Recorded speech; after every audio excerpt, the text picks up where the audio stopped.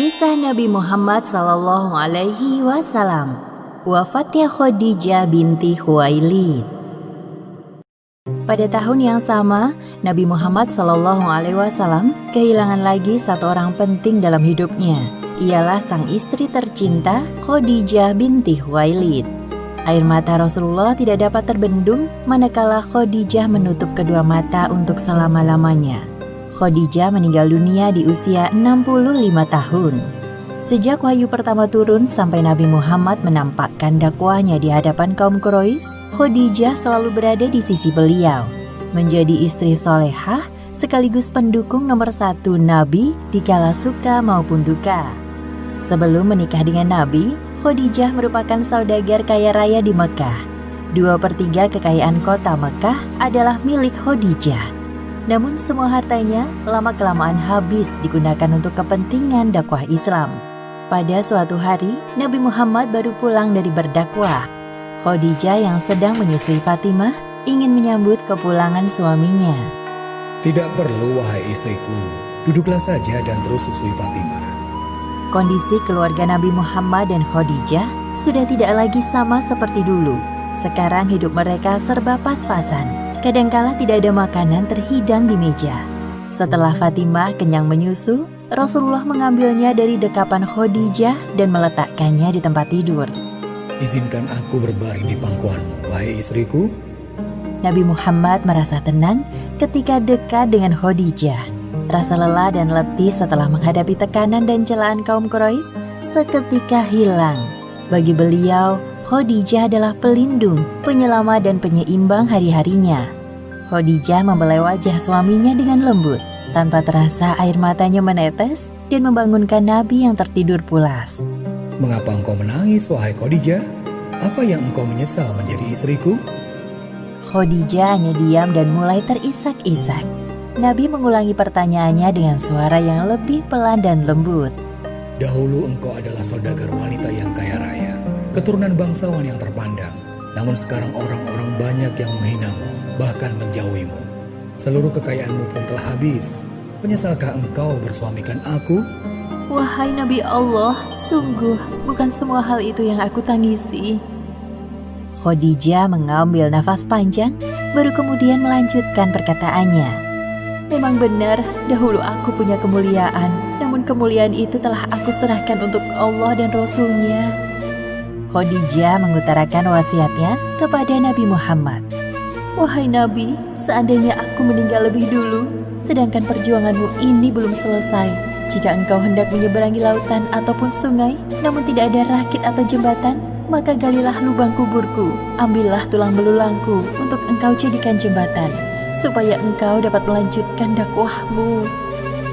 Nabi Muhammad tidak dapat berkata-kata. Beliau sangat tersentuh dengan niat baik istrinya. Selama hidup bersama dengan Khadijah, Nabi menjadi suami yang paling beruntung.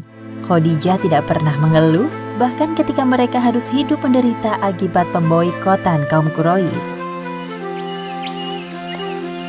Peristiwa pemboikotan telah menguras pikiran dan tenaga Khadijah di usianya yang tidak lagi muda. Selama kurang lebih 3 tahun lamanya, Khadijah dan umat Islam merasakan sulitnya hidup di pengungsian. Itulah masa-masa terberat yang dilaluinya bersama Rasulullah. Dampak dari peristiwa tersebut cukup besar. Abu Thalib jatuh sakit dan meninggal dunia 6 bulan setelah pemboikotan berakhir. Disusul kemudian Khadijah mulai sakit-sakitan. Sebelum meninggal, Khadijah telah meminta maaf kepada Nabi Muhammad. Wahai suamiku, maafkan aku jika selama menjadi istri, aku belum berbakti sepenuhnya. Lebih dari itu ya Khadijah, engkau telah mendukung dakwah Islam sepenuhnya. Nabi Muhammad dan Fatimah secara bergantian mendampingi Khadijah di masa-masa terakhirnya. Ketika merasa waktunya sudah tak lama lagi, Khadijah memanggil Fatimah. Wahai Fatimah anakku, sebentar lagi Bunda akan pergi. Aku mohon jangan berkata seperti itu. Apa yang Bunda butuhkan akan aku siapkan. Tolong mintakan kepada ayahmu. Bunda malu dan takut memintanya sendiri. Bunda ingin surban milik ayahmu yang biasa digunakan untuk menerima wahyu sebagai kain kafanku kelak. Nabi Muhammad mendengar percakapan mereka langsung mendekat. Wahai istriku, Sesungguhnya Allah Subhanahu wa Ta'ala menitipkan salam kepadamu dan telah dipersiapkan tempatmu di surga. Tak lama kemudian, Khadijah menghembuskan nafas terakhirnya. Lalu Nabi mendekap tubuh istrinya dengan perasaan sedih yang teramat sangat. Semua orang yang menyaksikan kepergian Khadijah merasakan hal yang sama dengan Nabi. Istriku, secepat inikah kita berpisah di dunia? 25 tahun lamanya telah kita lalui bersama dalam suka maupun duka. Terima kasih banyak atas waktu yang engkau berikan untukku dan keluarga kita. Tepatnya pada hari ke-11 bulan Ramadan tahun ke-10 kenabian, Khadijah binti Khuwailid berpulang ke rahmatullah. Orang-orang Quraisy juga merasa sedih ketika mendengar berita meninggalnya Khadijah. Mereka berbondong-bondong datang untuk melayat jenazah Khadijah. Selama ini, Khadijah dikenal sebagai wanita yang lembut, cerdas, suka membantu, dan tidak pernah menyakiti orang lain. Mari kita doakan Bunda, semoga amal ibadahnya diterima di sisi Allah, Kak.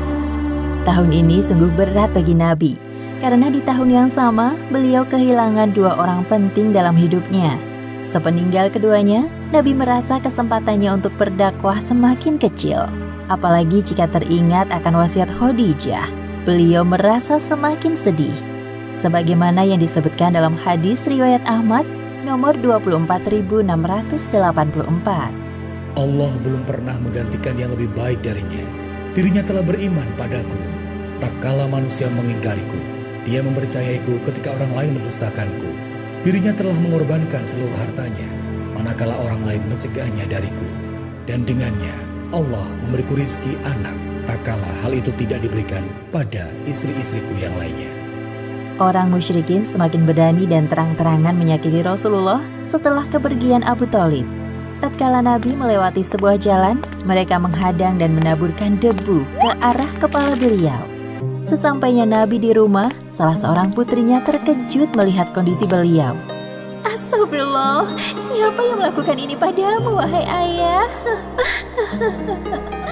Jangan menangis anakku, sesungguhnya Allah lah yang akan menolong ayah. Ujian dan cobaan yang datang secara bertubi-tubi membuat Nabi hampir putus asa dalam berdakwah. Tahun terberat ini dikenal dengan sebutan Amul Huzn, yang artinya tahun kesedihan.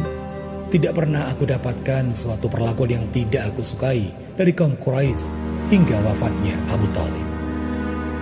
Demikianlah akhir kisah wafatnya Khadijah binti Khuwailid.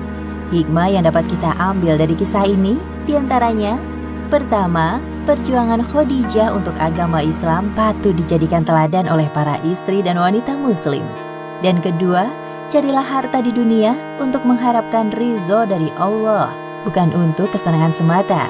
Karena saat kematian datang, semua itu akan kita tinggalkan.